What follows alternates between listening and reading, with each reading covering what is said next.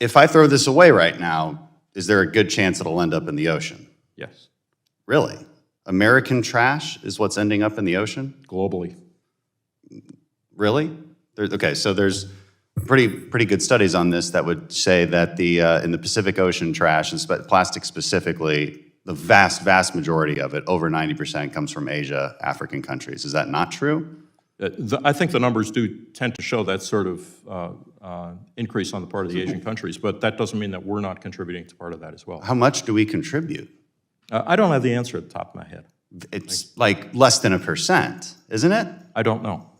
It is. I mean, because walk me through that. So if I throw this in the trash can right now, how does that end up in the ocean and not in a landfill nearby? I can't give you the whole chain of how it goes from your. But you said there's a good chance. You said that with some authority that there's a good chance this ends up in the ocean. How is that true? I was a Navy SEAL in my prior career. I spent a lot of time in America's oceans.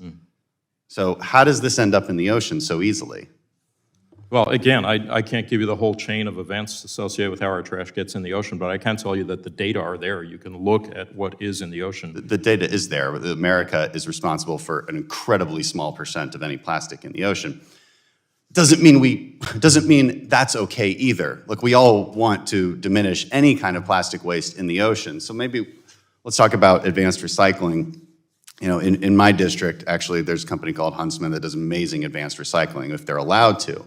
There's also legislation in the Clean Futures Act that would practically prohibit any new recycling facilities that deal with plastics, any new production of plastic. You know, and I wonder, is that really is that a good thing to do? To reduce the source of plastic that From our could end up in the ocean? Does it end up? No, we already covered whether it ends up in the ocean. No, but I'm trying to understand. It really doesn't. No, advanced recycling.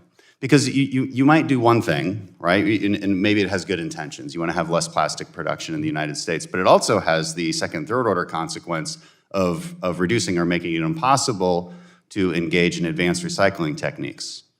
You know, what is the state of recycling in our country right now, considering we don't really export it to China the way we used to?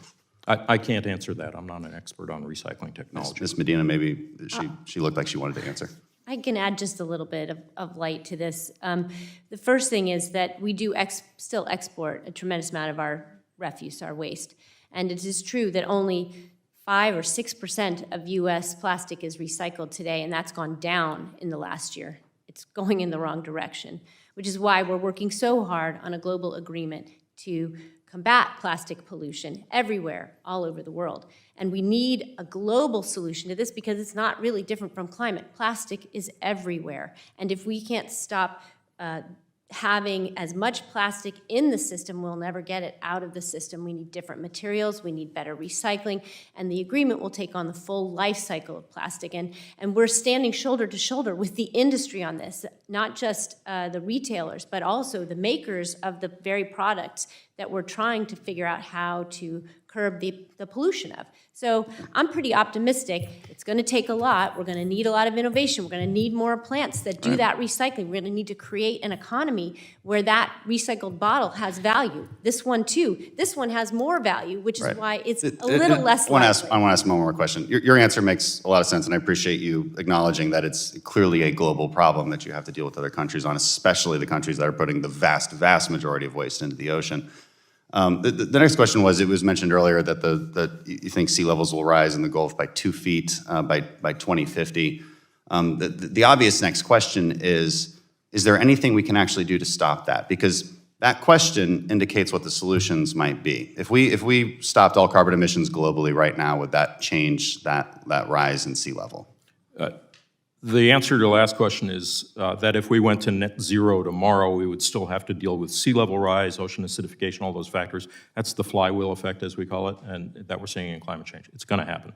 Right, it's going to happen, and it makes preparing for it and the infrastructure necessary to deal with it all the more important. And if I had more time, I could go on a long tirade about cost and benefit and how we should spend that money. But I don't, and I'm out of time. Thank you so much.